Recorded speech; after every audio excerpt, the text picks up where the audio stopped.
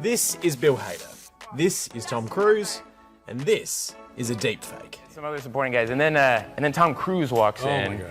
Deepfakes are the next generation of video and audio manipulation, and often they look like this, swapping someone's face onto someone else's. I love your work.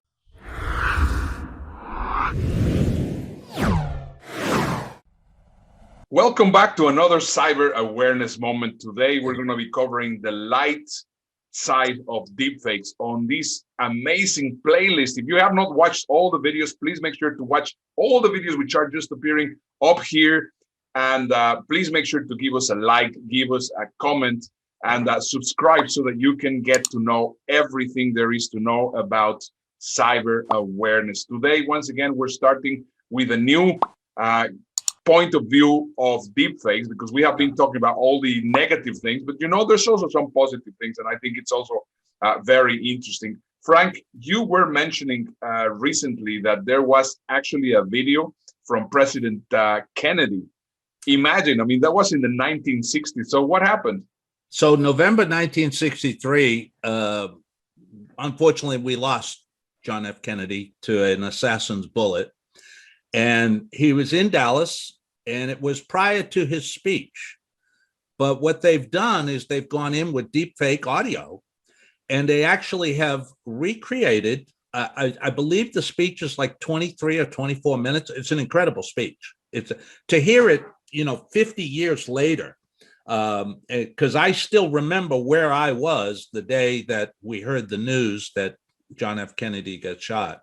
So we're going to play that for you now, guys, just a little clip of it so you can see that deepfake can also be audio. So watch.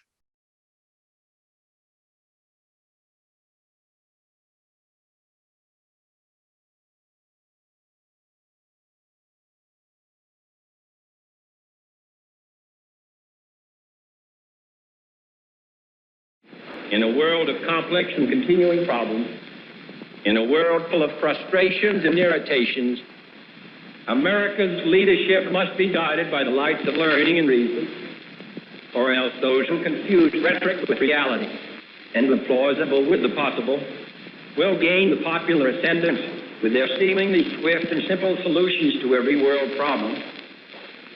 There will always be dissident voices heard in the land expressing opposition without alternatives, finding fault but never favor, perceiving gloom on every side, and seeking influence without responsibility.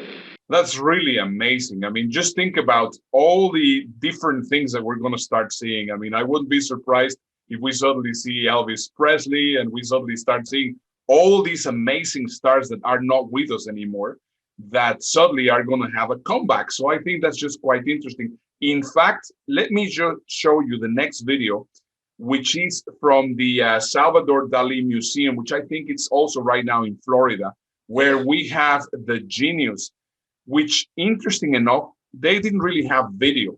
So you can see that by using images and by using audio, they can actually manipulate it. And actually, this is something that they are having on the museum itself. Have a look.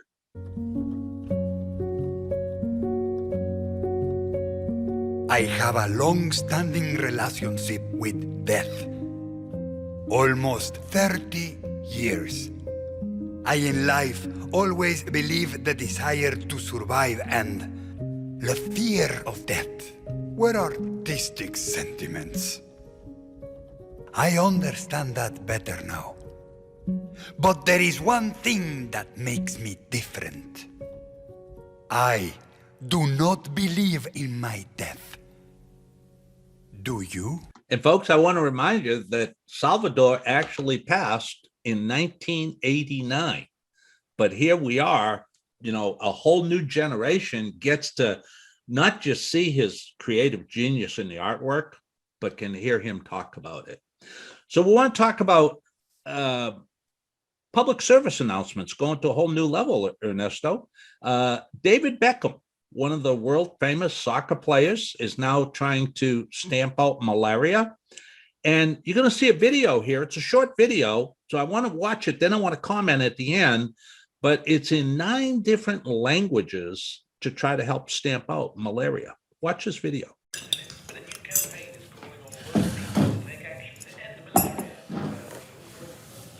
Malaria isn't just any disease. It's the deadliest disease there's ever been. Se dice que ha matado más de la mitad de la población que ha existido. بليون من المتان مريض وما زالت تقتل طفلا كل دقيقتين. Mais nous pouvons y mettre fin. Nous savons comment, nous en avons la possibilité. Isn't that incredible, folks? There's Beckham, 9 languages. Now, some of you are saying, but it was somebody else's voice. It was, but if you watch closely, hit the replay, what you're going to see is that even though David was speaking in 9 different languages, his lips were matching the different languages and the dialects. So deepfake has really come a long way. And it's going to come even further.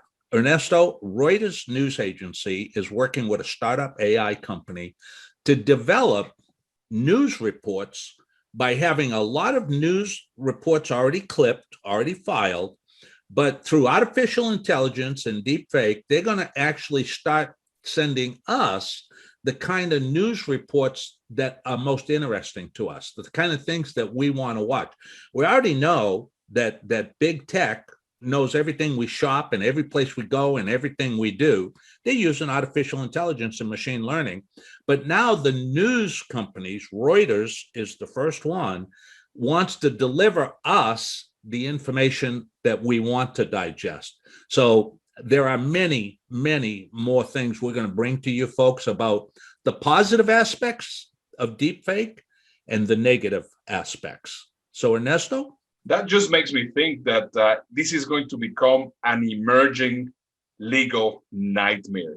Yes. And for that, I would like to bring this short video from Ian Corsin, which is the legal expert on anything of the internet, to let us find out what's going on in the legal aspect. I'm Ian Corzine, your social media lawyer. Can't say YouTube lawyer anymore because Google had a little problem with it. But in this video, we're going to unpack what a deepfake is, and I'm going to show you how we're all going to be affected in the near future by this emerging new legal nightmare. There's a real concern that deepfakers out there will be hired to be able to manipulate public opinion with respect to politicians, celebrities, or other public figures, and be able to show them doing things that they didn't really do, portray them in a false light. What are the legal implications of deepfake technology? My first thought was copyright infringement. Fair use? Is that their defense? That's what I thought also, is that if there was a defense to this copyright infringement claim by the deepfakers, they would say it's fair use.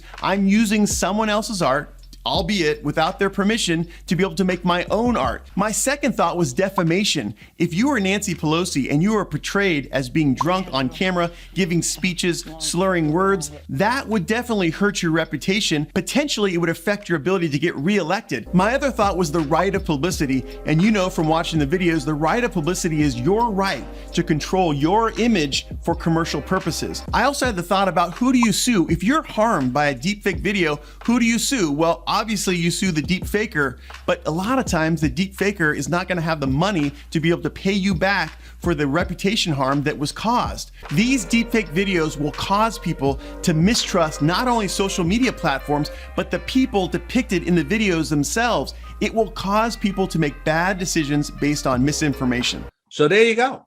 You now see that there's many, many positive aspects of using the artificial intelligence and the deepfake, and how it can enhance our lives, but we still have to be ever vigilant about the negative and the malicious side of it.